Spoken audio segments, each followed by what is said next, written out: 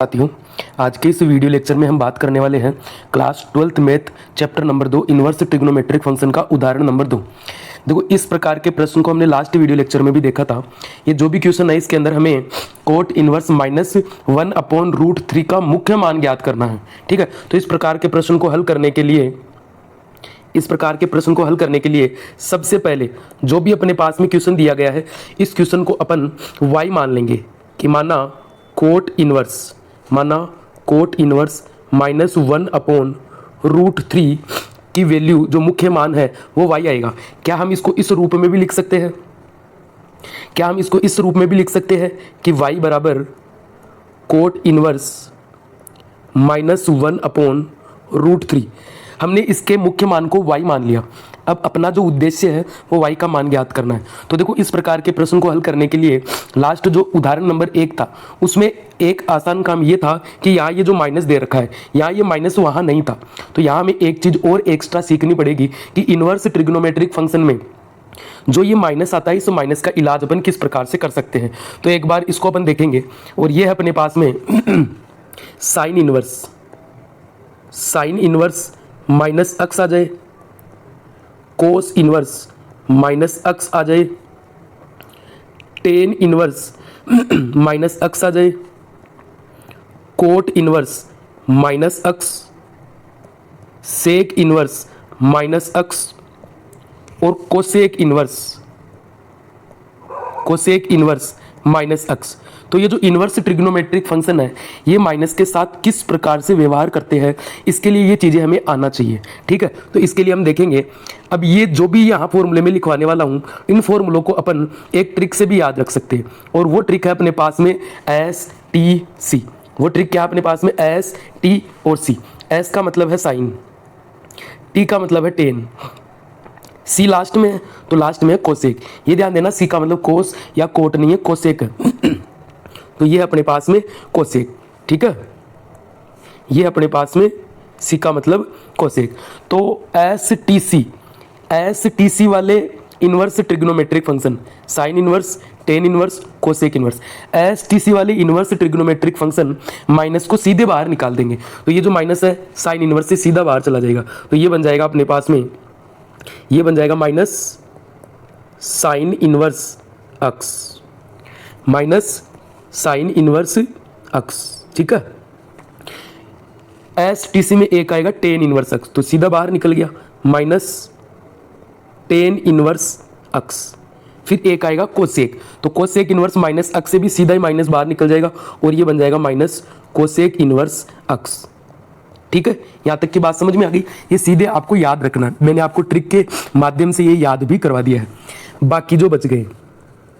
बाकी जो इनके अलावा बच गए वो पाई के साथ माइनस को बाहर निकालेंगे, पाई के साथ माइनस को बाहर निकालेंगे। तो ये कोस इन्वर्स माइनस अक्स है, ये पाई के साथ बाहर निकालेगा तो ये बन जाएगा पाई माइनस कोस इन्वर्स अक्स। कोट इन्वर्स माइनस अक्स बाहर निकालेगा तो ये बन जाएगा पाई माइनस कोट इन्वर्स अक्स। सेक इन्वर्स बाहर निकालेगा तो ये बन जाएगा pi minus sec inverse x. ठीक है, बात समझ में आ गई? तो इन सभी चीज़ों को आप ध्यान रखना, ये सभी चीज़ें माइनस का इलाज करने के काम आएगी। किसके काम आएगी? माइनस का इलाज करने के काम आएगी। ठीक है, इसको एक बार मैं साइड में लिख देता हूँ, ये लो। ठीक है, इसको भी अपन साइड में कर देते हैं। ये चीज़ें आप अपने नोट्स में ऐड भी कर सकते हो और साथ में ऑफलाइन क्लास में मैं ये सब कुछ लिखा था अभी। अब आ जाओ अपने मेन क्वेश्चन के ऊपर। क्वेश्चन क्या था? कोट इन्वर्स -1/√3 का मुख्य मान ज्ञात करना। हमने इसके मुख्य मान को y के बराबर रखा है तो अपने पास में प्रश्न बन गया y बराबर कोट इन्वर्स -1/√3। सबसे पहला काम है माइनस का इलाज करना। किसका इलाज करना है? माइनस का इलाज करना। तो यहाँ पर देखो, ये जो अपने पास में कोट इन्वर्स -1/√3 है, माइनस किस में है? कोट में। तो क्या कोट STC में आता है क्या? साइन टेन कोसेक में नहीं आता। तो ये माइनस पाई के साथ बाहर जाएगा। किसके साथ बाहर जाएगा? पाई के साथ। तो ये बन जाएगा y बराबर pi minus cot inverse 1/√3। Minus बाहर चला गया पाई के साथ में यहाँ पर लिख कर भी बता देंगे कि एक फॉर्मूला है जो हम जानते हैं। कौन सा फॉर्मूला है? कोट इनवर्स माइनस अक्स, ये बनेगा पाई माइनस कोट इनवर्स अक्स। ठीक है, ये साइड में लिखकर अपन ने बता दिया है। ठीक है, अब यहां पर अपन देखेंगे कि अब इस प्रश्न को हल करने के लिए देखो y बराबर पाई, तो पाई तो एक कांस्टेंट वैल्यू है, इसको अपन अभी कैलकुलेट भी नहीं कर पाएंगे। आगे यदि अपन बढ़ते हैं तो माइनस कोट इनवर्स 1/√3। तो ऐसे प्रश्नों को हल करने के लिए मैंने आपको पहले भी बताया है कि बाहर कोट इनवर्स चल रहा है तो अंदर भी क्या बनाएंगे? कोट बनाएंगे, ताकि कोट से कोट इनवर्स कैंसिल हो जाए और अपना फाइनल जो मुख्य मान है वो निकल कर आए। तो यहाँ पर ये देखो कि कोट की टेबल में 1/√3 कहाँ होता है, तो टेबल में आपके सामने एक बार निकाल के रख भी देता हूँ, बाकी ये टेबल आपको याद ही होगी। ठीक है, ये टेबल आपको याद होगी। तो बाकी देखो कोट वाली टेबल कहाँ है, कोट वाली टेबल कहाँ है? ये रहा अपने पास में कोट सबसे नीचे। तो कोट में आप देखो कि 1/√3 कहाँ है? 1/√3 है 60 डिग्री पर, और 60 डिग्री को अपन रेडियन में क्या लिखते हैं? 60 डिग्री बराबर है अपने पास में पाई/3। क्या है? पाई/3। इसको अपन लिख सकते हैं पाई/3। तो ये अपने पास में वैल्यू आ गई कि 1/√3। इसकी जगह अपन क्या लिख सकते हैं? इसकी जगह अपन लिख सकते हैं कोट। इसकी जगह अपन क्या लिख सकते हैं? कोट पाई/3। क्या लिख सकते हैं? कोट पाई/3। तो यहाँ अपन लिख देंगे और ये अपने पास में बनेगा y बराबर pi minus cot inverse, pi minus cot inverse, और ये 1/√3 की जगह अपन लिख देंगे कोट पाई/3। कोट पाई/3। देखो कोट से कोट इनवर्स कैंसिल है, कोट से कोट इनवर्स कैंसिल है। अब अपने पास में क्या बचा?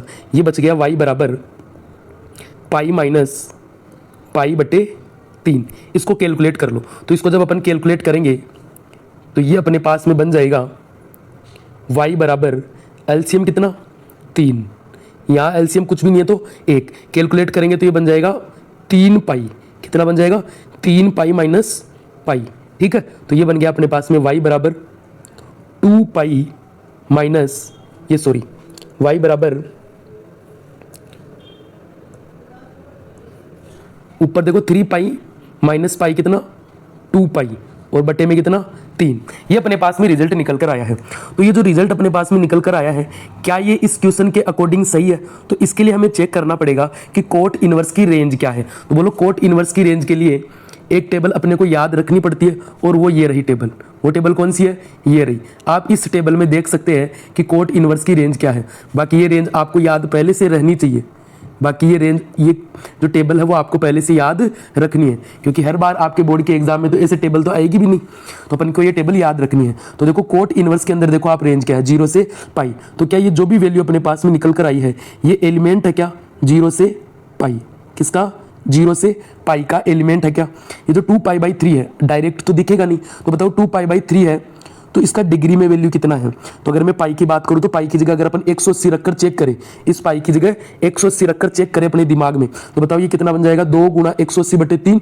180 3 से कटेगा कितनी बार? 60। 60 गुणा 2 120। क्या 120 0 और 180 के बीच में होता है? हाँ। इसका मतलब ये जो अपने पास में रिजल्ट आया है ये प्रॉपर कोट इनवर्स 1/√3 की वैल्यू ही आई है। लास्ट में अपने को लिख देना है अतः कोट इनवर्स -1/√3 का जो मुख्य मान है मुख्य मान 2 पाई/3 है। ये अपने पास में क्लियर एक प्रश्न कंप्लीट हो गया। और मैंने आपको पहले भी बताया है कि इस प्रकार का प्रश्न काफी इंपॉर्टेंट है, जो 100% बोर्ड में देखने को मिलता है। ठीक है।